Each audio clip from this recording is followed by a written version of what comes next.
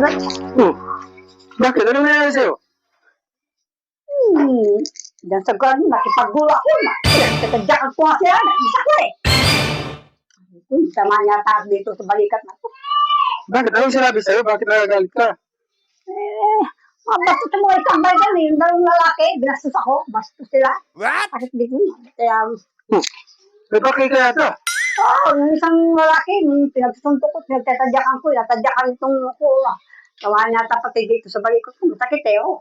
Parang tumutunog. Aray. Reklamo na sa barangay. Paano hihingi ka ng para panggamot?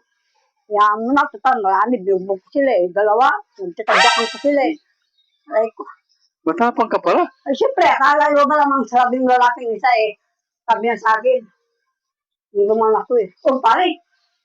Babae. Pwede na rin to. Lamang tiyan din yan. Sabi niya. Kaya ako nagula. Yung sinabi niya gano'n sa akin.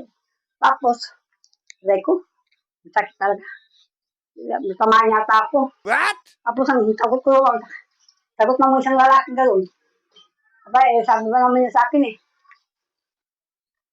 Pare, ito talaga, wala kang alam mo namang kung kabimbangan, matigas pa sa balat ng kalabaw yan.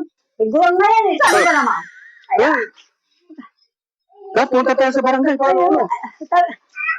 Nagalit talaga ako.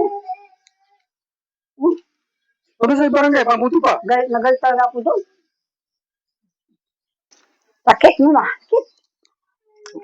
Bakit ka nagagalit? Paano naman kasi? Akala ko itutuloy na ang pagbibang niya sa akin. Yung pala, pumunta na yung isa. Sabi nga, hindi pwede. Dahil gulang na daw ako, kaya hindi pwede akong bingbangin. Kaya ako nagalit.